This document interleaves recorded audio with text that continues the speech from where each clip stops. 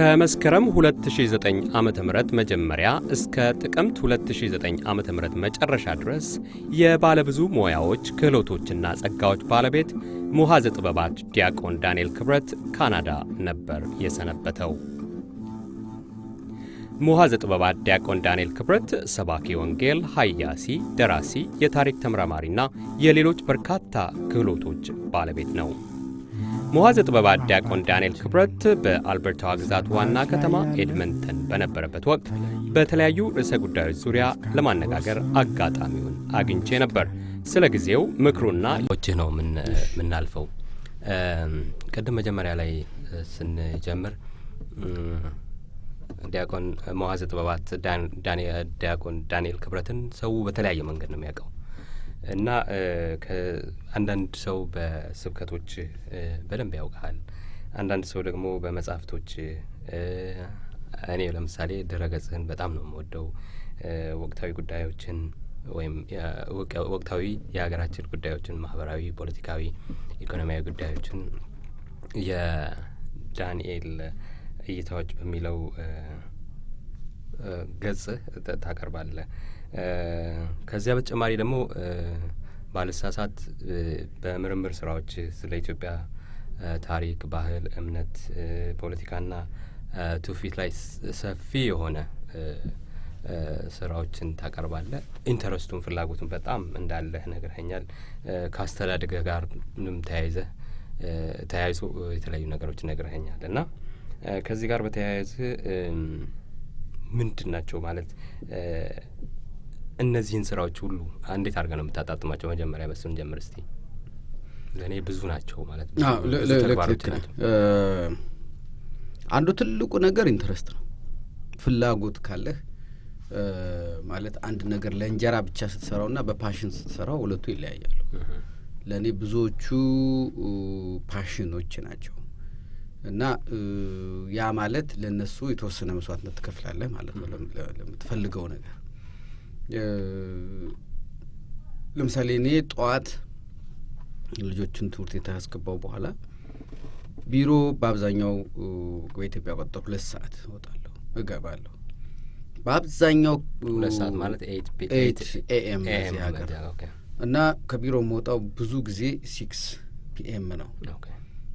ወደ 10 ሰዓት ቢሮ አካባቢ አሳልፋለሁ። ግን አንዳንዴ እስከ 2 PM እስከ 8 PM እስከ 9 PM እቆያለሁ እና በትንሹ ከ10 እስከ 12 ሰዓት ቢሮዬ አሳልፋለሁ። በተቻለ መጠን ቢሮዬ ከገባው በኋላ ለመውጣት አልፈልግም። የምሳ ሰዓትም እዛው ብዙ ጊዜ ምሳ ይዤ ነው የምሄደው። የተለየ ፕሮግራም ኑሮኝ ከሰዎች ጋር ምሳ ሰዓት ካልተቀጣጠርኩ በስተቀር። ስለዚህ በዚያ ጊዜ ውስጥ ጠዋቱን ብዙ ጊዜ ለንባብና ለጥናት ስራዎች ነው የማውለው። ሰዎች ከቀጠርኩ ከሰዓት ነው ወይም ደግሞ ማክሰኞና ሐሙስ እንደዚህ ማማከራቸውን ሰዎች እቀጥራለሁ 10 AM እስከ 12 ድረስ። ከዛ ውጭ ባለው ቤቴም ገብቼ ጊዜ ካገኘሁ የተወሰኑ ነገሮችን ለመስራት ሞክራለሁ። ብቻ በአብዛኛው ለማህበራዊ ለምንላቸው ለሌሎች ብዙ ጊዜ የለኝም። ጓደኞቼም በጣም ጥቂት ናቸው። ያን ያህል ብዙ ጊዜ የሚያጠፋበት ነገር የለኝም እና አብዛኛው ጊዜ እንደዚህ አይነት ጉዳዮች ላይ ነው የማውለው። ስራዎቹን አሁን የጽሁፍ የምን ስራዎቹን ቆይ አሁን የሆነ ነገር ልጻፍ ብዬ አይደለም የምሰራቸው። እግረ መንገዴን ነው የምሰራቸው። እንዳልኩ ወይ አውሮፕላን ውስጥ ሲሄድ፣ መኪና ውስጥ ሲሄድ፣ እንደዚህ አይነት ሀገር ስመጣ ባሉኝ ጊዜያት ድራፍት አደርጋቸዋለሁ። በሆነ ቀን እንደዚህ አደርጋቸዋለሁ እና የዕለት ጉዳዮቼ ናቸው እነሱ። የሚወለዱበት ቀን ነው ማናውቀው እንጂ የሆኑ ነገሮችን አስባለሁ። ስለዚህ እነዛን አሁን መጽሐፎቹን እፈልጋለሁ። ከዛ ያን መጽሐፍ ኦርደር አደርጋለሁ።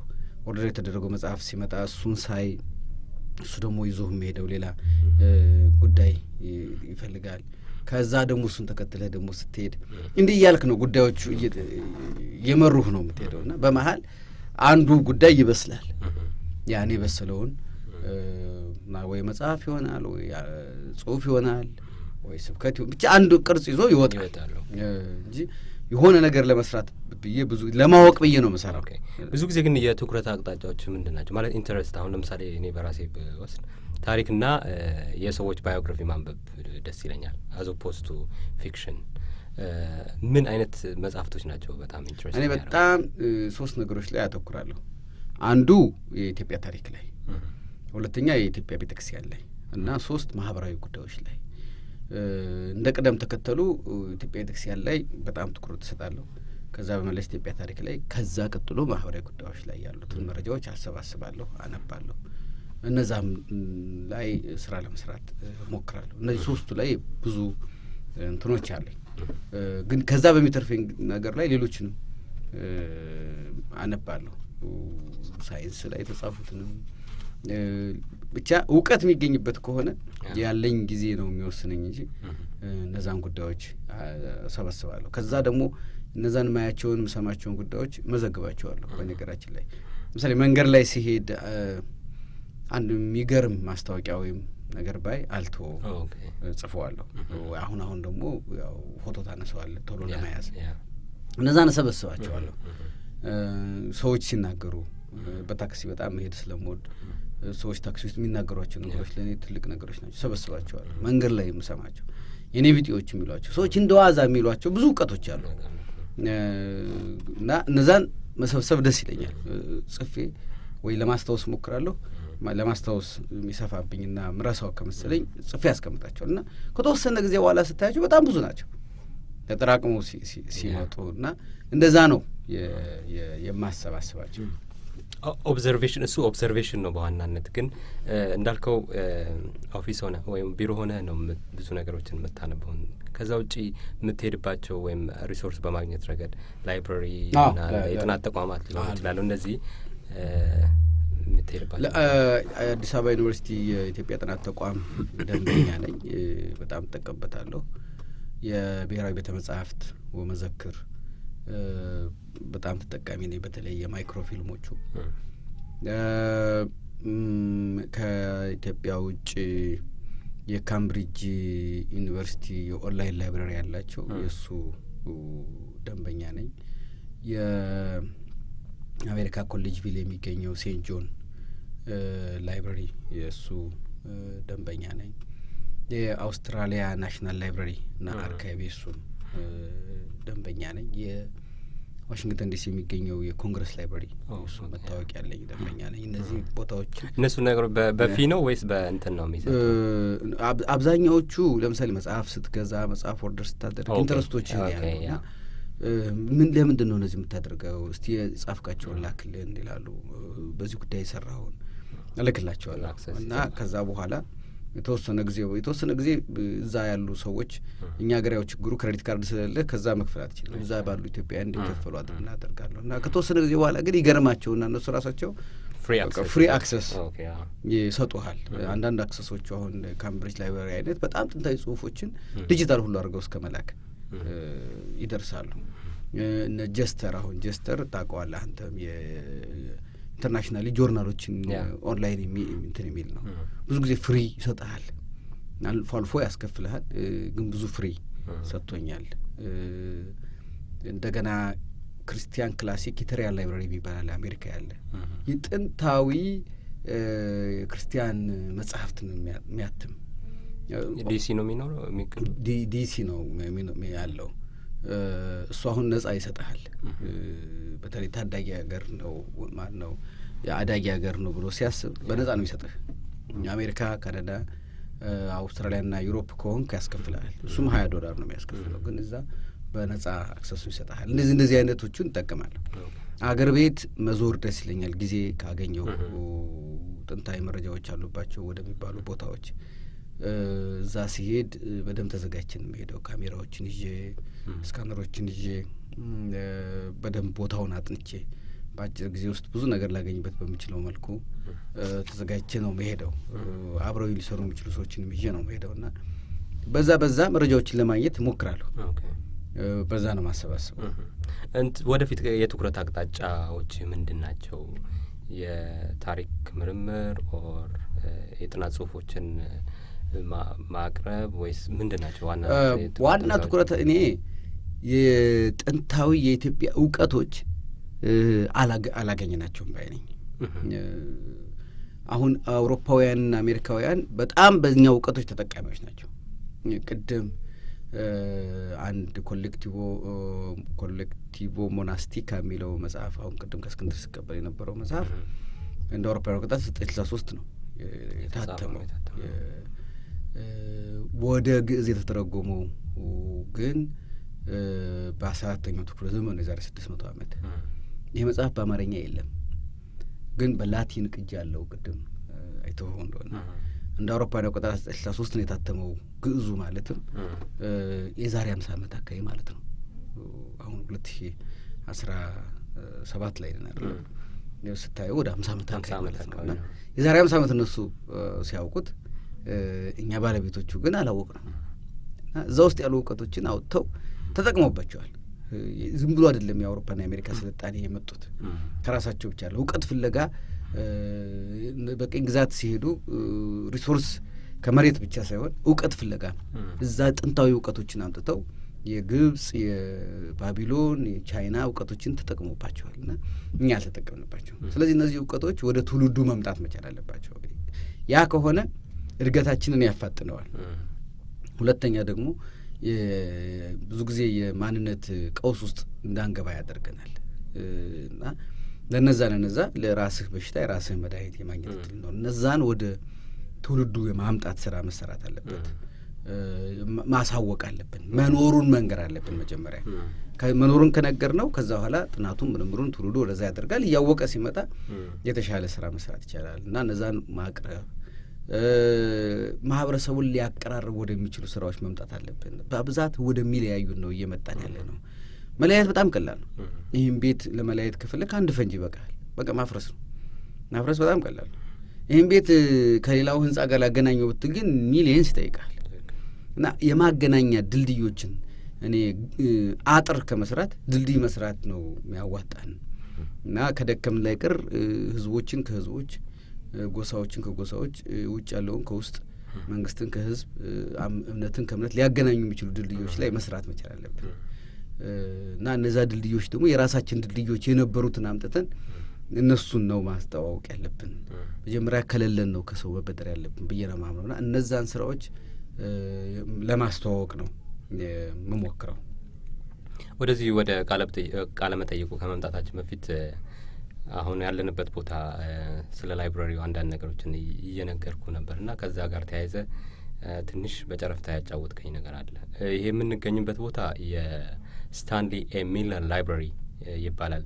ወደ 100 ዓመት ገደማ አስቆጥሯል። በዋናነት መጀመሪያ የተቋቋመው ማለት አንድ ቤተሰብ ስታንሊ ሚለር የሚባለው ሰውዬ ይህን ቦታ ዶኔት ያደርጋል።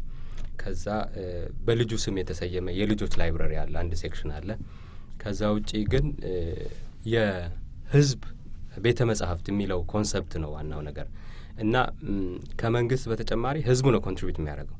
ህዝቡ ነው በተለያየ መንገድ መጽሐፍቶች እንዲኖሩ የተለያዩ ሪሶርሶች እንዲኖሩ የሚያደርገው እና ይህን ኮንሰፕት በተመለከተ አንዳንድ ነገሮችን ብትነግረን። ከዛ ውጪ የውጭ ሰዎች አሁን ለምሳሌ እኛ ከኢትዮጵያ ነው የመጣ ነው፣ ከተለያየ ዓለም ክፍል ይመጣሉ። ግን እዚህ ላይብራሪ መጽሐፍ ወይም ደግሞ ኦዲዮ ቪዥዋል ማቴሪያል ለመዋስ ብቻ ሳይሆን የሚመጣው ሰው መረጃ ፍለጋ ይመጣል፣ ስብሰባ ያከናውንበታል፣ አንዳንድ እርዳታ ይፈልጋል። አሁን ያለንበት ቦታ ይሄኛው ደግሞ ሜከር ስፔስ ይባላል። ሰዎች የራሳቸውን ነገር ይፈጥሩበታል። መፍጠር ኢን ሴንስ መጽሐፍ ለምሳሌ ማሳተም ቢፈልጉ እንዴት አድርጎ ዲዛይን እንደሚደረግ እንዴት አድርጎ መጽሐፍ እንደሚቻል ይረዷቸዋል። አሁን ያለንበት ስቱዲዮ ይሄም ኦን የሚደረገው በዚሁ በላይብራሪ ነው እና እኛ አሁን ይሄንን ቃለ መጠይቅ እያደረግን ነው። ኮምፒውተሩ ሁሉ ነገሩ ዝግጁ ነው። እኛንን ሜክ የምናደርገው ይሄንን ኮንሰፕት በተመለከተ ትንሽ ኢንትረስቱ እንትን ስላለኝ ነው። በጣም ጥሩ ነገር ይመስለኛል። እኛም ሀገር በነገራችን ላይ ሀሳብ መጥቶ ነበር። እኔም አንዱን ሀሳቡን ካቀረቡት ሰዎች መካከል ነበርኩ። ምንድን ነው እኛ ሀገር የህዝብ ሲባል የማንም ያልሆነ እየሆነ ተቸግሯል። የህዝብ ቤተ መጻሕፍት አሉ። ውስጣቸው ገብተህ ስታይ ግን በቃ የማንም አይደሉም። አንዳንዴ የአስተዳደርና አጠቃላይ አገልግሎት ናቸው ይባላሉ። አንዳንዴ የጥገና ክፍል ይሆናሉ። አንዳንዴ የጥበቃዎች ይሆናሉ። የማን እንደሆኑ ሁሉ አይታወቅም። በጀት የሚመድብላቸውም አያገኙ። ስለዚህ እነዚህ ነገሮች ከማዕከል እንጀምርና የፌዴራል ላይብረሪና አርካይቭ ማዕከል ቢኖረን በፕሬዚዳንቱ ስር ቢሆን፣ ምክንያቱም የአገሪቱ ፕሬዚዳንት ፖለቲካዊ አይደለም ሚናው ማህበራዊና አገራዊ ነው። ስለዚህ እነዚህም ደግሞ ሀገራዊ እውቀት ናቸው፣ ለሁሉም ማህበረሰብ የሚጠቅሙ ስለሆኑ በዛ ስር በዛ ስቴት ደግሞ የክልል ላይብረሪዎች ደግሞ በስቴቱ ፕሬዚዳንት ስር እያሉ እስከ ወረዳው ድረስ ይድረሱ። ሁለት አይነት አስተዋጽኦ ይኖር። መንግስት በጀት ይመድብ፣ ማህበረሰቡ ደግሞ በጀት ይስጥ። ለምሳሌ እያንዳንዱ ሰው ከየደሞዙ አንዳንድ ብር ሊሆን ይችላል የሚቆረጠው። እሱን ግን ከደሞዛችን ቆርጦ ለትክክለኛው ዓላማ መዋል የመንግስት ድርሻ ይሆናል። ድርጅቶች ከሚያገኙት ትርፍ 0.0001% ታክስ ሊከፍሉ ይችላል። እሱ ልክ አሁን ለውሃ ለጽዳት ታክስ እንከፍላለን። ለዛ አይነት ታክስ ልንከፍል እንችላለን። ሞባይል ካርድ ሁላችን እንጠቀማለን። ስለዚህ አንድ የሞባይል ካርድ ባለ 50 ብር ስትገዛ አንዱን ብር ባለ 49 ብር አድርጎ አንዱ ብር ከቴሌ እየቆረጠ ሊልክ ይችላል። ብዙ አይጎዳም። ከ50 ብር ካርድ አንድ ብር ስለተወሰደበት ሲሰበሰብ ግን ላይብረሪዎቹን በጣም ይረዳቸዋል። ለምሳሌ ጉምሩክ በየጊዜው ይይዛል በህገወጥ መንገድ የገቡ እቃዎች። እንደዚህ አይነት እቃዎች ሲያዙ ለምሳሌ ለእነዚህ ድርጅቶች መስጠት ይቻላል። በቃ መንግስት እነዚህን ሽጣችሁ ተጠቀሙ፣ በጀት መመደብ ባያቅተው እነዚህን ተጠቀሙ፣ ወይም እነዚህን በጨረታ ሽጦ ገቢውን ለእነዚህ አይነት አካላት እንዲሆኑ ማድረግ ይችላል። ብዙ የገቢ ማስገኛ መንገዶች አሉ። ማህበረሰቡ አስተዋጽኦ ሊያደርግባቸው የሚችሉ መጽሐፍትን ለመሰብሰብ ለምሳሌ አሁን ምን ሀሳብ አቅርበን ነበር? ቦሌ የመጽሐፍ የዲፖዚት ሳጥን እናስቀምጥ። ሰው ከውጭ ሀገር ይመጣል፣ ከአሜሪካ ከአውሮፓ ሲመጣ 2 መጽሐፍ ይዞ መምጣት አይከብደው። እዛ ልክ ሙዳየ ምጽዋት እንደሚከተው የተቀደሰ ሀሳብ ነው። እዚህም ሀገር እንደዚህ ይደረጋል። እንደዛ ነው የሚደረገው። ይከተዋል አይደል? አንተ ለማን መስጠት የለብህም። እዛ ትከተውና ትሄዳለህ። በቃ ከዛ ይህንን የሚያስተዳድረው አካል ከፍቶ በየተወሰነ ጊዜ ለየአስፈላጊው ይበትናል። 3 መጽሐፍ ይዞ መምጣት አይከብድም። 4 መጽሐፍ ይዞ መምጣት ህዝቡ በነገራችን ላይ ሴንስ ኦፍ ቢሎንጊንግ የሚለው ነገር አሁን ለምሳሌ እዚህ ላይብረሪ ከተለያየ አቅጣጫ መጽሐፍት ይመጣሉ፣ በተለያየ አቅጣጫ ሪሶርስ ይመጣሉ። ከዛ ጋር በተያያዘ ግን ይሄ ላይብረሪው አኮሞዴት አያደርግም። ስለዚህ ሌላው ኮንሰፕት ደስ የሚለኝ ነገር እዚህ በየ3 ወሩ የመጽሐፍ ሽያጭ አለ። መጽሐፉን ሲሸጥ በጣም በውድ ዋጋ አይደለም። 100 ብር ሲሸጥ የነበረው ሃርድ ከቨር ከሆነ 2 ብር፣ ሶፍት ከቨር ከሆነ 1 ብር። ምንድነው ይሄ? ምንድነው ሴንስ ኦፍ ቢሎንጊንግነስ የማዳበር ነገር ነው። እንደዚህ አይነት ነገሮች አሁን ያልከው ነገር ከሱ ጋር ነው የሚያያዝ። እኛ ሀገር አሁን እዚህ ብዙ ስለሚመጣ ነው። እኛ ሀገር ደግሞ ያን ያህል ብዙ መጽሐፍ አታገኝም እኮ። ለምሳሌ አሳታሚዎች፣ ቤተ እንትኖች፣ እነዚህ ማተሚያ ቤቶች ከሚያትሙት መጽሐፍ አንዳንድ እንዲሰጡ በማድረግ ማለት ሳይከብዳቸው ጫና ሳይሆንባቸው 100 ያትም ከሆነ 101 ኦርደር አድርጎ አንዱን ለእነዚህ እንዲሰጥ ማድረግ ይቻላል። ብዙ መንገዶች አሉ መጽሐፍት ልታገኝባቸው እየቆየ ሲሄድ ደግሞ እንደተባለው ባለጸጎች ለምሳሌ ፓትሮን ሲስተም ሁሉ እንጀምሩልን ነበር። ፓትሮን ሲስተም ማለት የዚህ 2 ዓመት ለምሳሌ 2 ዓመት የኢትዮጵያ የእውቀት አባት እገሌ የተባሉት ባለሀብት ናቸው። ስለዚህ 2 ዓመት በሳቸው ስም ነው የሚጠራው። እኒህ ሰው ምንድን ነው የሚያደርጉት? ጓደኞቻቸውን ማስተባበር፣ መጽሐፍ እንዲሰጡ ማድረግ፣ ላይብረሪውን ወንበሮች እንዲገዙ ማድረግ፣ ምን እንዲያደርጉ ማድረግ። ምክንያቱም እነዚህ ሰዎች ከተወሰነ ጊዜ በኋላ ገንዘብ አይደለም የሚመኙት፣ ስም ነው። ስለዚህ ስም ነው፣ ክብር ነው የምሰጣቸው፣ ማዕረግ ነው የምትሰጣቸው። ሌላ ጊዜ ደግሞ ሌላ ካምፓኒ ይህን ይሰራዋል፣ ሌላ ጊዜ ደግሞ ሌላው ካምፓኒ ይህን ይሰራዋል። የንግድ ምክር ቤቶች በሚሰበሰቡበት ጊዜ ለምሳሌ የንግድ ምክር ቤቶች ይህን እንደ ጉዳይ እንዲይዙት፣ ሌሎች የሲቪል ማህበራት እንደ ጉዳይ እንዲይዙት። ለምሳሌ የኢትዮጵያ የሐኪሞች ማህበር አንዱ ስራው የሕክምና መጽሐፍትን በእነዚህ ቤተ መጽሐፍት እንዲገኙ እና ኮርነር እንዲኖራቸው ሕክምና የሚመለከት ኮርነር ይኖርና የሐኪሞች ማህበር ነው ይህንን ማናጅ ማድረግ ያለበት። የሲቪል መሐንዲሶች ማህበር ደግሞ ሲቪል ምህንድስና የተመለከቱ መጽሐፍት እንዲሰባሰቡ ለማድረግ ደግሞ እሱ ኮርነር ይዞ ደግሞ ይሄን መስራት መቻል አለበት።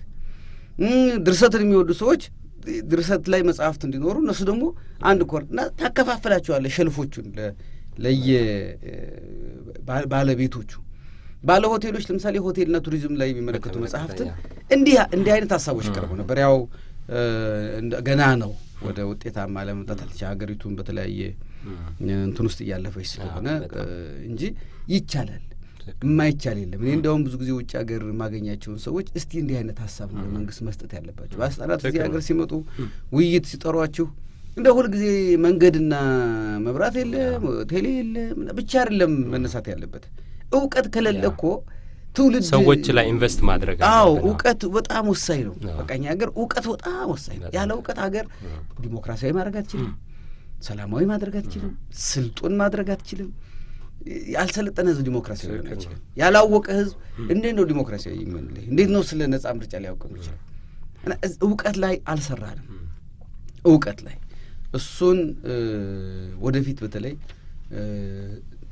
እንዲህ ከዚህ ጉዳይ ጋር የተያያዙ ባለሙያዎች ግፊት ማድረግ አለባቸው። የሎቢንግ ስራ መስራት ያስፈልጋል ብዬ አስባለሁ። እኔም ትልቅ አሁን አላማ ብዬ የማስበው ወይም ደግሞ እንደ ሀሳብ ያለኝ ነገር ይሄ ኤሪያ ማለት ሰዎች ላይ ነው ኢንቨስት ማድረግ ያለብን የሚመስለኝ እና ይሄ የቤተ መጻሕፍት ጉዳይ ትልቅ የቤተ መጻሕፍት የጥናት እና ምርምር ተቋማት ጉዳይ ሰዎችን አይ ቲንክ ከስሜታዊነት ያወጣና ወደ ሚዛናዊነት ወደ ማመዛዘን ክሪቲካል ቲንኪንግ ወደሚለው አቅጣጫ የሚያመራ ይመስለኛል እና በጣም ነው የማመሰግነው ይሄንን ሀሳብ ስላካፈልከን። በዚሁ ወደ አራተኛውና ወደ መጨረሻው የቃለ መጠይቅ ክፍላችንን እንተላለፋለን። ይሄም የወቅቱን የአገራችንን ሁኔታ የሚመለከት ነው እና አሁን በቅርብ እንደምከታተለው በስራዎች በአንዱ ዘውግ በመረጃ መረብ ስለ ኢትዮጵያ ታሪክ፣ ባህል፣ እምነት፣ ፖለቲካና ትውፊት ምልከታ ታቀርባለህ። ግን የሰሞነኞቹ ጽሁፎች እንደ ብዙዎቹ ኢትዮጵያውያን ፖለቲካ ይሸታሉ። የወቅቱን የሀገራችን ሁኔታ በተመለከተ የሰሉ ትችቶችን እያቀረብክ ነው። ብዙ ሰው ከራሱ ኮንሰርን በመነሳት የተለያዩ ሀሳቦችን ያቀርባል። ግን ነጥረው የሚወጡ ሀሳቦች አሉ፣ ነጥረው የሚወጡ ጽሁፎች አሉ። ኑ ሀገሬን እናዋልዳት የሚለው ጽሁፍ ለምሳሌ በጣም በብዙዎች ዘንድ ትልቅ ተቀባይነት ያገኘ ነው። እነማንን ነው እየጠራ ያለው? ኑ ኢትዮጵያን እናዋልዳት የሚለው ነገር እስቲ በሱ እንጀምር። እስቲ ሁሉንም ነው ማለት አንዲት ልጅ ለመውለድ ትክክለኛ አዋላጅ ያስፈልጋል። ካልሆነ ልጇ የመሞት እድል አለው። ልጇ ብቻ ሳይሆን እሷም የመሞት እድል አላት። ሀገራችን እንዲያውም ይሄ ብዙ እናቶች ወደ ሐኪም ቤት ሂደው ባለመውለዳቸውና በትክክለኛ አዋላጆች ባለመውለዳቸው ምክንያት እናቲቱም ልጁም ለሞት እየተዳረጉ ነው። በዚህ ምክንያት አንዲት እናት በወሊድ ምክንያት መሞት የለባትም የሚል ትልቅ የፖሊሲ እርምጃ ሁሉ እስከ መወሰድ ደርሷል። ስለዚህ አዋላጆች ያስፈልጋሉ። አዋላጆቹ የእናቲቱንም ጤና የልጁንም ጤና የሚጠብቁ ናቸው እና እኛ ሀገር ሀሳብ ተወልዶ ማደግ መቻል አለበት። ሁልጊዜ የሆነ ወቅት ላይ ይመጣል፣ ሆ ይባላል፣ ከዛ ያልፋል እና ያ አዋላጅ ሐኪም አንደኛ የተማረ መሆን አለበት፣ ማወቅ አለበት ጉዳዩን። አደጋ ሊከሰት ቢችል አደጋውን እንዴት እንደሚቋቋመው የተዘጋጀ መሆን መቻል አለበት። እንደገና ደግሞ የእናቲቱን ቅቡልነት ያገኘ መሆን አለበት። እናቲቱ በቃ ሰው ያዋልደኛል ብላ በሀሳቧ የተዘጋጀች መሆን መቻል አለባት እና አሁንም የኢትዮጵያን ችግሮች ለመፍታት ስንነሳ ያወቁ ሰዎች ያስፈልጉናል። በእውቀት ነው መፈታት ያለበት የሚል እምነት አለኝ። ችግሮች በእውቀት ነው መፈታት ያለባቸው። የእውቀት ምክሮች፣ ፕሮፖዛሎች፣ ትግሎቻችን ራሱ የእውቀት መሆን የስሜት መሆን የለባቸውም። እና ደግሞ ዓላማችን ሁሉ ለማዋለድ መሆን አለበት። በቃ ለምሳሌ ምንድነው ችግራችን? ኢትዮጵያ ዲሞክራሲ ያስፈልጋታል። ዲሞክራሲያዊ አሰራር ካስፈልጋት እንዴት ነው ዲሞክራሲን ጸንሳ ልትወልድ የምትችለው? ምን ስናደርግ ነው? ሂደት ነው ማለት ነው። አየህ አንዲት እናት እኮ ፈለገው ልጅ ስለፈለገች በ3 ወር ልጅ አትወልድም። የግድ በ9 ወር ነው የምትወልድ። 9 ወር እንድትወልድ ግን 9 ወር ጤናማ አመጋገብ፣ ጤናማ ኗኗር፣ ቼክአፕ ምን ያስፈልጋታል? ስለዚህ ኢትዮጵያም እንድትወልድ ከፈለግን በችኮላ ልናደርገው የምንችለው ነገር የለም። በስሜት ልናደርገው የምንችለው ነገር የለም። ወቅቱን ጠብቀን ልናደርጋቸው የሚገቡ ስራዎች አሉ። ለምሳሌ እውቀት ላይ የሚሰሩ ተቋማት የሉንም። ዲሞክራሲያዊ አስተሳሰብ ሳይኖር ዲሞክራሲያዊ ስርዓት ይኖራል ብዬ እኔ አላምንም። ዲሞክራሲያዊ አስተሳሰብ ደግሞ የእውቀት ጉዳይ ነው። ዲሞክራሲያዊ አስተሳሰብ ዲሞክራሲያዊ ተቋማትን መመስረት ሰዎች እውቀት ሊያገኙ የሚችሉበት። ሁልጊዜ ፖለቲካል ክርክር ነው እኛ ሀገር የሚደረገው፣ የእውቀት ክርክሮች አይደረጉም። ሚዲያዎቻችንን እንኳን ስናይ አሁን ትክክለኛ የመንገድ አሰራር የትኛው ነው? ትክክለኛ የሆስፒታል አሰራር የትኛው ነው? ትክክለኛ የትምህርት ስርዓት የትኛው ነው? እነዚህ እኮ ክርክር የሚፈልጉ እውቀት የሚፈልጉ ጉዳዮች ናቸው። ጥሩ ትምህርት ቤቶች ከገነባህና ትምህርት ቤቶች ውስጥ እኔ እንደውም አንዴ ምን አይነት ሀሳብ አቅርቤ ነበር መሰለ፣ የክፍል አለቃችንን በዲሞክራሲያዊ መልኩ ያልመረጥን ሰዎች ጠቅላይ ሚኒስትራችንን በዲሞክራሲያዊ ስለመምረጥ ነው እያሰብን ያለ ነው። መች ልምዱ አለን?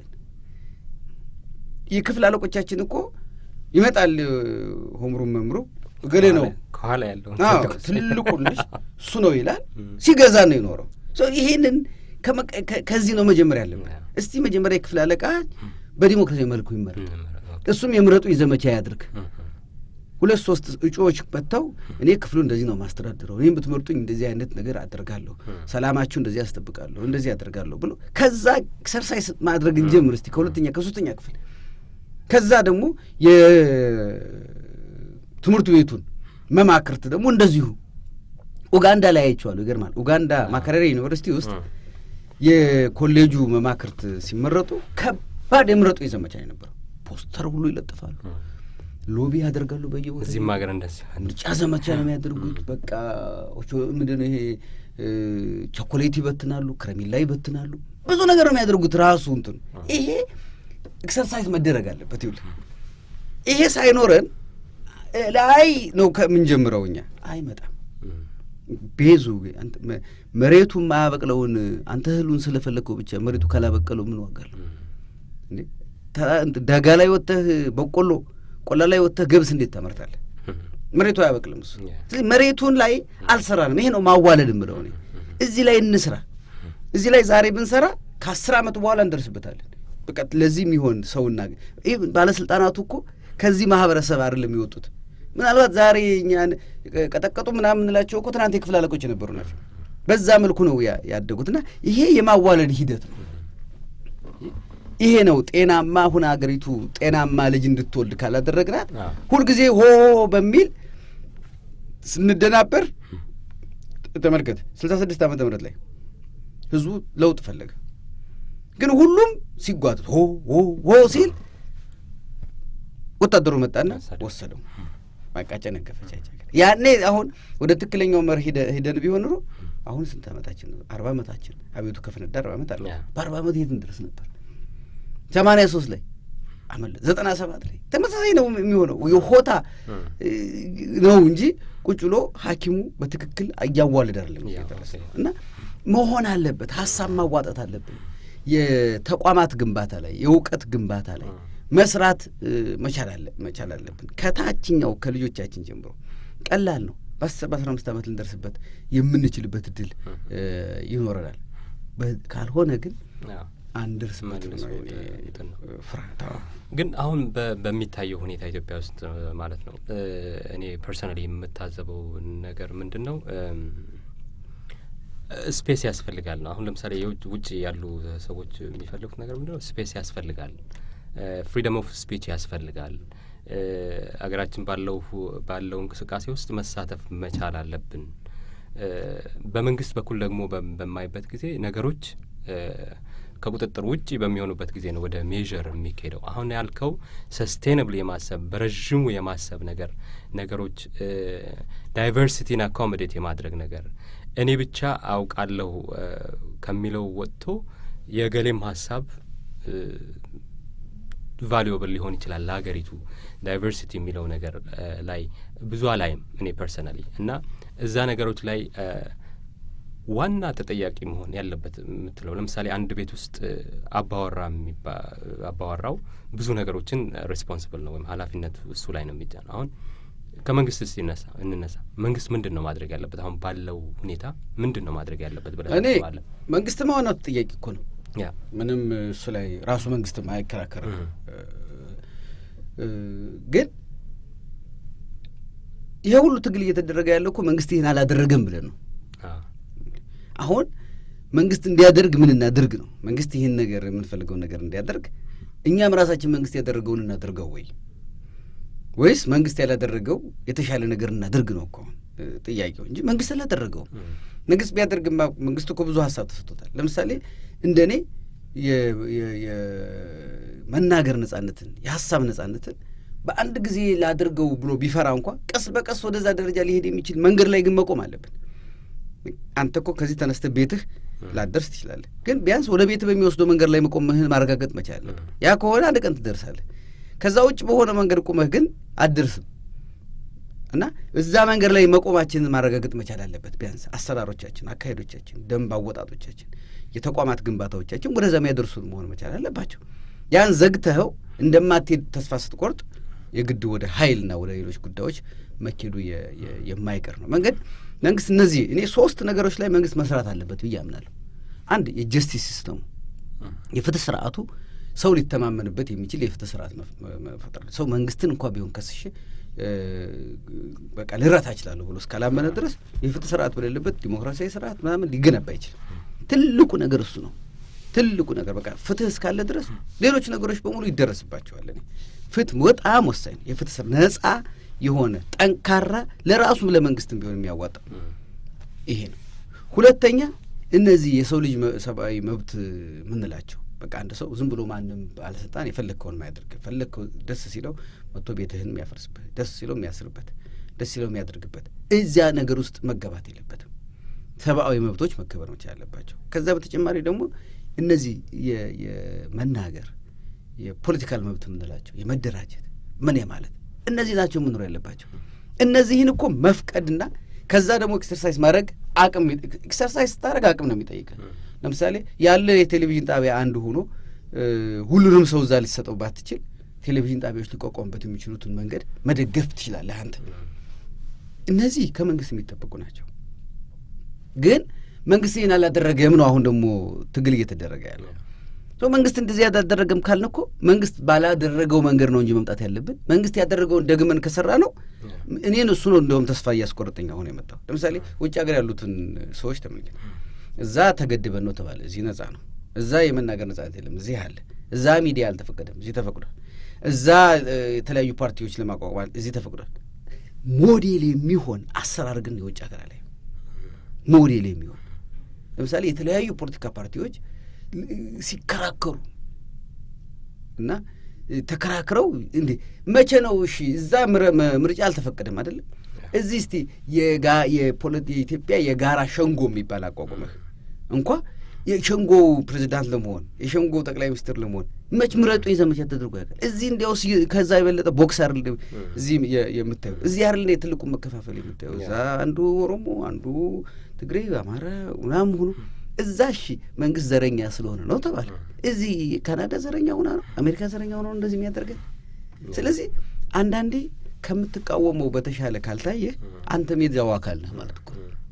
አክቹዋሊ እሱን ነበር ሀሳብ ላነሳልህ የነበረው። 2 ኤክስትሪምስ ነው የምናየው፣ እዛም ያለው ነገር እዚህም ያለው ነገር። በዋናነት ግን ዩኒቲ እና ይሄ የመከፋፈል ስሜት ይታያል አሁን ኢትዮጵያ ውስጥ ፍራንክሊ ስፒኪንግ። ማለት ቅድምም ያነሳ ነው በቤተ ክርስቲያን የምናየው ነገር ነው፣ በቤተ ክርስቲያንም የተንጸባረቀ ጉዳይ ነው። እና ያንን ነገር በምን መልኩ ነው ወደ አንድ የማምጣት ነገር ኢትዮጵያ የሁላችን አገር ነች የሚለውን ነገር ለማስረጽ ዝም ብሎ በጠባቡ ከማሰብ እኛ አሁን ሰፊው ማሰብ እኛ ስንት ሀገር አቋርጠን ስንት ውቅያኖስ አቋርጠን ሰው ሀገር እየኖርን ከተለያዩ የዓለም ክፍሎች እዚህ ይኖራሉ። አንደኛው ላይ ግን አይደርስም። ሪስፔክት ይደራረጋል። ክሪቲካሊ ነው የምታስበው። ዝም ብለህ ሰው ላይ አትደርስም። በህግ ነው የምትመራው። መኪና እንኳን ስትነዳ በቃ ብዙ ነገሮች አሉ። እነዚህ ነገሮች ላይ ያለ ሀሳብ ምንድን ነው? አንዱ ቅድም ያልኩ ነው የህግ የበላይነት መኖር አለበት። ሁላችንም በህግ ከኖርን ነው። ስልጣኔ ማለት ሌላ እኮ አይደለም። ስልጣኔ ማለት በህግ መኖር ነው። መሰልጠን ማለት ይሄ ነው። አንተ አሁን እዚህ ስቱዲዮውን ለማግኘት ቡክ አደረግ፣ ህግ ነው። ብድግ ብለህ ዝም ብለህ መጥተህ ከፈት አድርገህ ልትገባ ትችላለህ። ይሄን ህግ ስታከብር ነው። ይሄን ማክበር ለምን ጠቀመ? ሌላ ሰው በርህን ከፍቶ እንዳይገባ አደረገ። አንተም በሰው ላይ እንዳትገባ አደረገ። በሰላም እንድትሰራ አደረገ። ህግ የበላይነት መከበር መቻል አለበት። ከምንም በላይ በእኛ ሀገር የሚያስፈልገው የህግ የበላይነት ነው። በውጭ ዓለም ደግሞ ያለ ነው ያ የምንፈልጋትን ኢትዮጵያ እዚህ እንስራት እስቲ። እዚህ አሁን ነጻነት አለ፣ ገንዘብ አለ፣ ጫና የለብንም። እንደዛ የህግ የበላይነት አለ በምንልበት ሀገር እስቲ ያችን ትንሿን ሞዴል እናሳይ። ሰው እኮ ሞዴል አጣ። እዛም አንድ አይነት እዚህም አንድ አይነት ከሆነ እኮ ምንድን ነው አገባሽ አለሁ ያለ ሁሉ ላይ አገባሽ ከባልሽ ወደ አትባባሽ ይባላል። እዛ ማዶ ያለው ማይሆን ሲሆን እዚሁ ካለው ጋር ተስማምቶ ወይም ከማያውቁት መልአክ የሚያውቁት ሰይጣን ይሻላል ወደሚል መርህ እኮ ሰው ሊመጣ የሚችልበት እድል አለ። እና ሞዴልም ይሆን ነገር አጣን። ሰው አይ ከዚህ እኛው ሞዴል ይሻላል የሚልበት ሁኔታ መፈጠር መቻል አለበት። አንድ ወቅት ላይ የተነሳው ምናልባት አንተም ሰምተው ሊሆን ይችላል እና አንድ ጋዜጠኛ የጠየቃቸው ጥያቄ ነበረ። የጋራ ጠላት አሁን መንግስትን እንደ ጠላት ከተወሰደ ኢትዮጵያ ውስጥ የጋራ ጠላት ነው እንጂ ያላችሁ የጋራ አጀንዳ የላችሁም። ይሄ አሁን ያልከው የጋራ አጀንዳ የማምጣት ነገር የጋራ አጀንዳም ስለሌለ እኮ ነው። ይኸውልህ ምንድን ነው ውሾች መቼ ነው የሚናከሱ ሲባል ጅብ አባረው ሲመለሱ ይባላል። ጅቡን ለማባረር አንድ ይሆናሉ። ጅቡ ተመርጦ ሲመ ግን እናክሳሉ። የአይነት ነገር ነው አሁን የማየው አካሄድ። እሱ አልነበረም ግን አንድነታችን ሊሆን የሚችለው እንዴ። ለምሳሌ የክርስቲያኖች አንድነት በክርስቶስን ስጋና ደም በመቀበል እና መንግስት ማየትን በመውረስ ላይ የተመሰረተ ነው መሆን ያለበት እንጂ ሰይጣንን በመዋጋት ላይ አይደለም መሆን ያለበት። በሰይጣን ላይ አይደለም አንድነታችን መሆን ያለበት። ሁላችን ከሰይጣን ጋር ስለምንጣለ አይደለም። እሱ አይደለም። በክርስቶስ ነው አንድነታችን መምጣት ያለበት፣ በሰይጣን አይደለም። አሁን ያለን ፖለቲካ ልሂቃን ግን በጠላት ላይ ነው የተመሰረተው አንድነታቸው። ስለዚህ ይሄ ጠላት ነጋ ነገር ቢሆን ወደ ጠባቸው መምጣታቸው ምንም አይቀርም። ሞዴል የለም። እኔ ተከራክረው እስቲ የትኛው የፖለቲካ ፓርቲ ውስጥ ነው አንተ የምረጡኝ ዘመቻ ተደርጎ እዛው ፓርቲ ውስጥ እንኳ ሰዎች ተወዳድረው ከዛ ደግሞ መጨረሻ ሲጨባበጡ ያየኸው ውጭ ሀገር? እሱን ሳናይ እንዴት ነው አዲስ አበባ ቤተ መንግስት ላይ ሲደርሱ እነዚህ ሰዎች ሊጨባበጡ የሚችሉት? ታዲያ እዚህ ምንም በሌለበት እንደኔና እንዳንተ አይነት ወንበር ላይ ለመቀመጥ ሳናየው የወርቅ ወንበሩ ላይ ለመቀመጥ እንዴት ነው ሰዎች ታዲያ በጤና ሊመጡ የሚችሉት? እዚህ ምንም ፖሊስና ወታደር በሌለበት ኤክሰርሳይዝ ያላደረግከውን በፖሊስና በወታደር ማለት ነው እዛ ስደርስ ኤክሰርሳይዝ የምታደርገው። እዚህ ለምን አናየውም ሞዴሉን? እዚህ በሳይንስ እኮ ሁል ጊዜ በላቦራቶሪ ውስጥ በሰርቶ ማሳያ ውስጥ ነው መጀመሪያ የምትሞክረው። እዚህ ፐርፌክት ሲሆን ነው ወደ ውጭ አውጥተህ ደግሞ ሌላ ቦታ ላይ የምትሞክረው። እና የታለ የፖለቲካ ላቦራቶሪያችን? የታለ ሰርቶ ማሳያው? የለንም። አሁን አጥር ነው እየተሰራ ያለው። ሁላችንም አጥር መሰራት ላይ ነው ያለ ነው። ድልድይ ሰሪዎች የሉም። አገር እንደ አንድነት እንድትኖር ከፈለግን ድልድይ ሰሪ መኖር አለበት። ድልድዮች እኮ የአገር ድንበር አይደለም የሚያፈርሱብህ። ድልድዮች የሚያደርጉት ከድንበር ወደ ድንበር የምትሻገርበትን። አሁን ከዚህ አሜሪካ ለመሄድ ድልድዮች አሉ ተሻግረህ የምትሄዳቸው። ስለዚህ አሜሪካና ካናዳ መኖር ለብዙ አሜሪካዊና ካናዳዊ የጊዜ ጉዳይ ነው። ከፈለገ ተነስቶ አሜሪካ ይሄዳል፣ ከዛ እዚህ ይመጣል። ድንበሩን ከመስመር ውጭ ለሱ ምኑም ነው። መቼ ነው የጎሳ ድንበሮች፣ የነገድ ድንበሮች፣ የብሔር ድንበሮች ከመስመር በላይ የተሻገረ ትርጉም ወደማይኖራቸው የሚሄዱት? ድልድይ ሲኖረን ነው። እዛ ውስጥ እንዴ የጉራጌ ክትፎ እየበላን የኦሮሞን ጨጨብሳ እየበላን የዶርዜን የአበሻ ልብስ እየለበስን የትግራይን ሽሮ እየበላን እያደግን እንዴት ነው ወደ ድንበሮቹን ወደ ግንብ የምንቀይራቸው? እነዚህ እኮ ተሻግረዋል። ተመልከት፣ አሁን ተሻግረው አማራ ክልል ብትሄድ ክትፎ ሲያዝ ትሰማዋለህ፣ ወይም ትግራይ ክልል ክትፎ ሲያዝ ትሰማዋለህ። የነዛ የሰሜን ያሉትም ነገሮች ታች ወርደዋል። የኦሮሚያ ጉዳዮች ታች ወርደዋል። አዱኛ የሚል ስም የአማርኛ ስም ሆኗል። አዱኛ ግን ኦሮሞኛ ነው፣ አለም ማለት ነው። ጉዲፍቻ እላይ ድረስ ሂደዋል። ይሄ እኮ በቃ ወረስ ነው፣ ተወራርሰናል እኮ እኛ። ድልድዮቹ ናቸው እነዚህ። እኔ አንዳንድ ይህንን ነገር ፖለቲከኞችም ኮንሲደር የሚያደርጉት አይመስለኝም። እኔ አሁን አንዳንድ ጊዜ የራሴንም ኤግዛምፕል አነሳለሁ። ቤተሰቦች ከሰሜን ናቸው። በአንድ ወቅት ግን ወደ ደቡብ ሄዱ። ሻሸመኔ ውስጥ እንትና በሆነ አጋጣሚ ሄዱ። ተወለድን አደግን እዛ። ቋንቋ የዛ አካባቢ ቋንቋ እናውቃለን። ቱዛት ኤክስተንት እንትን ነው ሚስትሪ ነው የኢትዮጵያ ነው እንጂ ያንን ነገር አኮሞዴት የማድረግ ነገር ኢትዮጵያን የሰሯት እኮ ይባላል። ሶስት ነገሮች ናቸው። ወታደር፣ ካህን፣ ነጋዴ። እነዚህ ሶስቱ እንደ ዌቭ አጠላልፈዋል። ካህን ታቦቶ ይዞ ከአንዱ ሀገር ሂዷል። እሱን ተከትሎ በጣም ብዙ ህዝብ ይዘዋል። ተመለከተ። ታቦተ ጽዮን ተሰደደች ብለን የት ነው የምናመጣት? ዝዋይ ነው የምናመጣት። ዝዋይ ኦሮሚያ ክልል ውስጥ ነው። ዝዋይ መታ ስትመለስ እኮ ብዙ ህዝብ እዛ ቀርቷል። ዛዮችን መጥቀስ ትችላለህ። ኦሮሞዎች በ16ኛው ክፍለ ዘመን በነበረው መስፋፋት ጊዜ ትግራይ አክሱም ድረስ ደርሰዋል። እዛ ሲደርስ ግን ሁልጊዜም ቢሆን አቅምህ ትልቅ ከነበረበት ቦታ እየሳሳ ስትሄድ የመዋጥ እድል ያለህ አይደል? እየሄድክ ያው ሰፊው ትንሹን የመዋጥ እድል አለው ሁልጊዜም። አሁን እዚህ ሀገር የመጡ ልጆቻችን የሚያጋጥማቸው ሰፊው የካናዳ ማህበረሰብ አይደለም የሚወጣቸው። ልክ ወደ ላይ ሲወጣ ሰፊው የነበረው ማህበረሰብ ዋጠውና ብዙ ኦሮሞዎች ትግራይ፣ ኤርትራ፣ አማራው ነው ቀሩ። አማሮች ደግሞ ወደ ታች ሲሄዱ ብዙ አማሮች ኦሮሞ፣ ሀዲያ ምናምን ሆነው ደግሞ ቀሩ። ስለዚህ አንድ ሰው በሚናገረው ቋንቋ ዘሩን መናገር አይችልም። በእኛ ሀገር በጣም ከባድ ነው የሚናገረው ቋንቋው የት እንደተወለደ ምናልባት ሊናገር ይችል ይሆናል፣ የት እንዳደገ ሊናገር ይችል ይሆናል እንጂ ዘሩ ማን እንደሆነ ለመናገር በጣም ጎጃም እኮ ስትገባ አቸፈር የሚባል ይልማና የሚባል ዴንሳ የሚባል ሜጫ የሚባል ብዙ የኦሮሞ ስም ታገኛለህ። ደቡብ ጎንደር ማህደረ ማርያምን የጎበኘው ጊዜ እኔ በከልቻ የሚባል ሜዳየው በከልቻ ኦሮሞኛ ነው። የዛን አካባቢ ሰው ግን አንተ እኮ ኦሮሞ ነህ፣ ኧረ እኔ በጭራሽ የጠራው ጎንደሬ ነኝ ነው። በቃ ለእሱ ጎንደሬ ማለት የተወለደበት ቦታ ነው።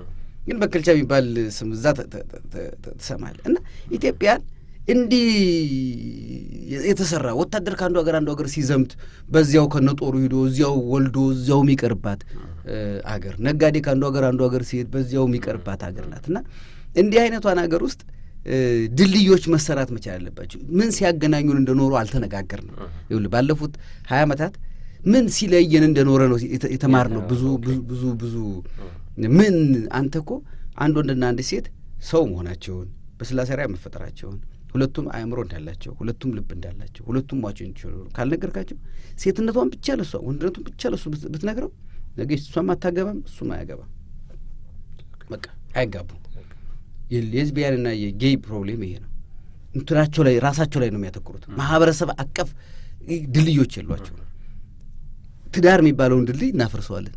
አንድ ሴትነቷን ብቻ የምትነግራት ወንድነቱን ብቻ የምትነግረው ከሆነ ወንድና ሴት አንድ ሆነው የሚፈጥሩትን ድልድይ እናፈርሰዋል። አሁንም እንደዚህ አይነት ድልድዮች መሰራት መቻል አለባቸው። ካልሆነ እንደ ሀገር ብቻ አይደለም እንደ ሰው መቀጠላቸው እንደ ሰው ዛሬ እኮ አውሮፓውያን ድንበሮቻቸው መስመር ሆነዋል። እኔ ቤልጂየም በሄድኩ ጊዜ የቤልጂየምና የሆላንድ ድንበር አንድ ሻይ ቤት ውስጥ ነው ያለው። ሻይ ቤት ውስጥ ነው እና ከሻይ ቤቱ ወደኛው ሻይ ቤት ከጠጣህ ቤልጂየም ውስጥ ነው የምትጠጣው፣ ወዲያ ስትሄድ ሆላንድ ውስጥ እና ተጽፏል ከስር ቤልጂየም ሆላንድ ይላል። ይሄን ያህል ድንበር ቀላል ነው። ትልቁ ነገር ስራ ነው። እኛ ሀገር ግን ድንበር ትልቅ ነገር ሆኖ የኦሮሞን መሬት አማራ ወሰደው፣ የአማራን መሬት ትግሬ ወሰደው፣ የትግሬን መሬት አማራ ወሰደው፣ የሀዲያን መሬት ከምባታ ወሰደው ስንል እንላለን። እንዴ ኢትዮጵያን የምታክል ትልቅ መሬት እያለችን ለምንድን ነው የመሬት ጥያቄ? ዛሬ ከመሬት ጥያቄ ዘለዋል እኮ ዓለም አንዱ ደግሞ ሆን መጥቷል። ሰው ሀገር ሄዶ አንተ እዚህ ሀገር መጥተህ ቤት ገዝተህ እየኖርክ ካናዳዊ እየሆንክ እንዴት ነው አንድ ሰው ከማያውቀው ሀገር መጥቶ ካናዳዊ ሲሆን አንድ አማራ ኦሮሞ መሆን የሚያቅተው? አንድ ኦሮሞ አማራ መሆን እንዴት ያቅተዋል? አንድ ትግሬ ኦሮሞ መሆን እንዴት ያቅተዋል? ካናዳዊ መሆን እየቻለ አሜሪካዊ መሆን እየቻለ እና ይሄ እኮ በጣም ዊርድ የሆነ ከዚህ ጋር ተያይዘው ግን አሁን በቅርቡ ማለት እኔ በኪሪየስሊ ነው የምከታተለውና የሃይማኖት ተቋማትና የሃይማኖት አባቶችም በዚህ ረገድ ኮንትሪቢዩሽናቸው ትንሽ ነው ይባላል እና ትንሽ ብቻ ሳይሆን አልሰሩም የሚለው ነገር አለ እና ዝም ብሎ የመዋጥ ነገርና በአንድ በኩል የመጣው ነገር ብቻ የመቀበል ነገር በደንብ ተዋጡ። እነሱ አለመስራታቸውማ ነው የሁሉ ጣጣ ያመጣው። እነሱ ቢሰሩ እኮ ቢያንስ ድልድዩን በመስራት ረገድ አንዱ ቅድም እንዳልኩ ከሶስቱ ኢትዮጵያን ከሰሯት አንዱ ካህን ነው። ካህን ድልድይ ሲሰራ ነው የኖረው። ለምሳሌ ሁሉ ጊዜ የምናገረው አሁን ጎንደር ላይ አደባባይ ኢየሱስ የሚባል ቤተክርስቲያን አለ። የአደባባይ ኢየሱስ ታቦት የመጣው ከከምባታ ነው። ርቀቱን ተመልከት። ኢትዮጵያ እንደዚህ ናት። የአጼ ሰርጸ ድንግልን ታሪክ የጻፈው አባ ባህሪ ብርብር ማርያም ጋንጎፋ ነው የኖረው። የብርብር ማርያም ካህን የነበረ ሰው። እንዲህ ናት ኢትዮጵያ። አቡነ አብራኒዮስ የሚባሉ ቅዱስ አሉ ኤርትራ። አቡነ አብራኒዮስ ትውልዳቸው ጎጃም ሁለት እጁን ነብሴ የሚባል ቦታ ነው። በጣም የሚታወቁት ግን ኤርትራ ነው። እንዲህ ናት በቃ ኢትዮጵያ። ይችን ይሄንን ጎትተህ አቡነ አብራኒዮስን የታወቁበት ኤርትራ ትተው አሁን ነብሴ ሄዳ አብራኒዮስ ስትል ማንም አያውቅልህ። ጎትተህ ግን በግድ ተወልደዋል ብለህ ጎጃም እንደማምጣት ማለት እኮ እንዴ። ከውጭ ሀገር ሰዎች መጥተው የኖሩባት ሀገር ናት እኮ ኢትዮጵያ። አቡነ አረጋዊ ሮም ናቸው። አሁን ለአንድ የትግራይ ሰው አቡነ አረጋዊ እኮ የሮም ሰዎች ናቸው።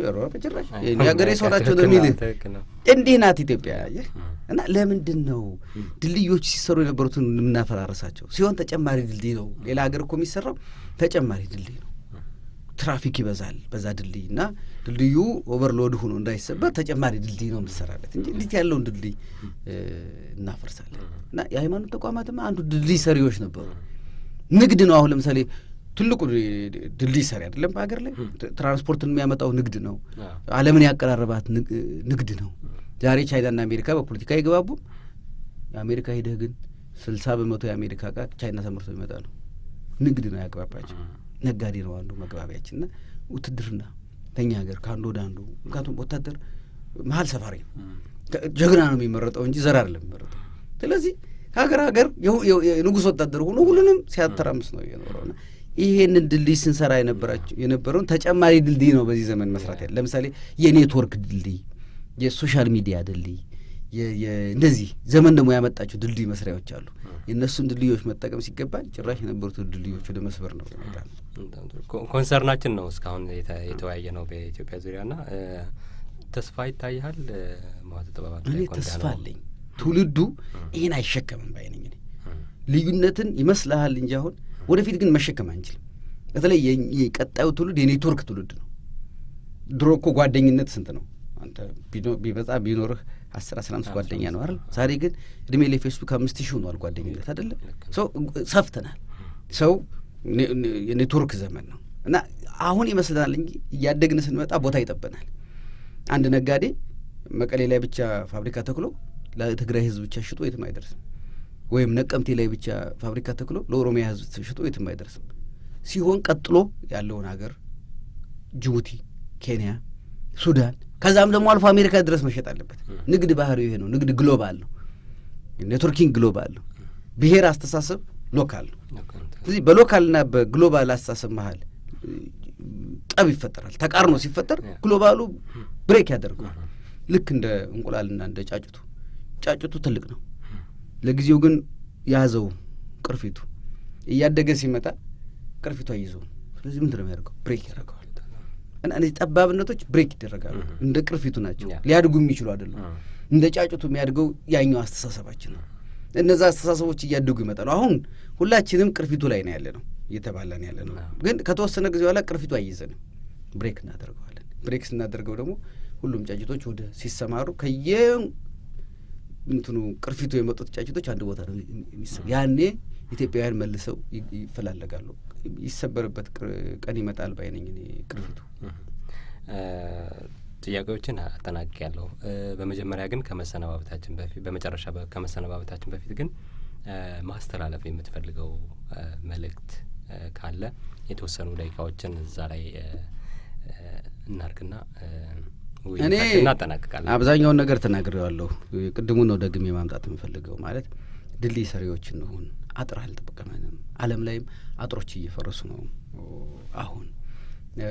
ስለዚህ አናጥባት። ኢትዮጵያን በታሪክ ትልቅ ናት፣ በሀብትም ትልቅ ናት። የብዙ ብሔረሰብ አገር መሆኗ ይጠቅመናል እንጂ አይጎዳንም። ከተለያዩ ብሔረሰቦች ብዙ እውቀት አለ። ስነ ምግብን በተመለከተ፣ ጤናን በተመለከተ፣ አስተሳሰብን በተመለከተ፣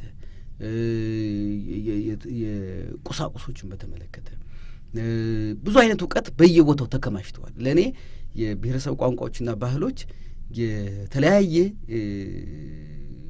እቃ የተቀመጡባቸው መዝገቦች ናቸው ባይ ነኝ። ልክ ይሄ እዚህ ሀገር የውድ እቃ ማስቀመጫ ሳጥኖች አሉ። ባንክ ሂደህ ምሳሌ ወርቅህን ቤት ከምታስቀምጥ ባንክ ሂደህ ሳጥን ትከራይ ነዛ ታስቀምጣለህ። ልክ እንደዛ ነው። በቃ በታሪክ ቀደምቶቻችን በእነዚህ ሳጥኖች ኦሮሞኛ በሚባል ሳጥን ውስጥ፣ አማርኛ በሚባል ሳጥን ውስጥ፣ ወላይትኛ በሚባል፣ ከምባትኛ በሚባል ወይም ሀዲይኛ በሚባል ወይም ትግርኛ በሚባል፣ ጋሞኛ፣ ጋፋትኛ በሚባል እንትኖች ውስጥ አስቀምጠውልናል። ስለዚህ እነሱን እየከፈትን ለጥቅም ወደ መዋል ነው ማምጣት ያለብን። እነዚህ የእውቀት የማስቀመጫ ሳጥኖቻችን ናቸው እንጂ የመኖሪያ ክልሎቻችን አይደሉም። የመኖሪያ ክልሎቻችን አይደሉም። መወለድን በምርጫ አላመጣ ነው። ዜግነትን ግን ልንመርጠው የምንችለው ነው። ስለዚህ ማንመርጠው መወለድ ላይ ከምንከራከር የምንመርጠው ዜግነት ላይ መከራከር የተሻለ ልትለውጠውም ትችላለህ። አንተ የተወለድክበትን ቦታውን መለወጥ አትችልም እኮ። በቃ እሱን መጽሐፍ ብቻ ነው የምትችለው። ካልሆነ መዋሸት ነው ያለብህ። እና ልንለውጠው የምንችለው ነገር ላይ ብንሰራ ውጤታማ እንሆናለን ባይ ነኝ። ካልሆነ ግን ዓለም ወደፊት ሲሄድ እኛ ወደ ኋላ ነው እየሄድን ያለ ነው። ያውም ደግሞ ይሄ ዘመን ወደ ኋላ ለመሄድ ምቹ ጊዜ አይደለም። ምክንያቱም በጣም በፍጥነት ነዋ ወደፊት መሄድ ያለብህ። ወደፊት እንኳ ሄደን ከደረስንባቸው ነው። ምክንያቱም እንደ ድሮ አይደለም። ድሮ ወደፊት ብትሄድ በሰዓት 20-30 ኪሎ ሜትር እንኳን አትሄድም። አሁን ግን ባቡሮቹ እንኳ ሳይቀሩ እንደ ጃፓን ባቡር 200 ኪሎ ሜትር በሰዓት የሚሄዱበት ዘመን ያለ ነው። አዎ። ስለዚህ ዛሬ መሄድህ ብቻ አይደለም የሚያስፈልግ፣ በፍጥነት መሄድህ የሚያስፈልግበት ጊዜ ነው። እና ሲሆን በፍጥነት መሄድ፣ ካልሆን መሄድ ላይ መስራት አለብን። ወደ ኋላ ሄደን ለጭራሽ ልንዘልቀው የምንችል ነገር አይደለም። እና ምሁሮችም፣ የሃይማኖት ሰዎችም፣ ትንሽ የበሰሉ ሽማግሌዎችም፣ የፖለቲካ ሰዎችም ወደ እነዚህ ጉዳዮች ማሰብ መቻል አለባቸው ባይ ነኝ። መዋዘ ጥበባት ዲያቆን ዳንኤል ክብረት ከነበረህ በጣም ቢዚ ከሆነ ስኬጁል ውስጥ የተወሰኑ ሰዓታቶችን ለዚህ በጣም ደስ ለሚልና በተለያዩ ጉዳዮች ዙሪያ በተለይ ሀገራችንን ጉዳይ መሰረት ባደረገ ጉዳይ ላይ ለመወያየት ጊዜህን ፈቅደህ ስለሰጠኝ በጣም አመሰግናለሁ። ረዥም እድሜን ጤናን እንዲሰጥህ እመኛለሁ። እጅግ በጣም አመሰግናለሁኝ። እኔም አመሰግናለሁ። ጊዜ ይስጥልኝ።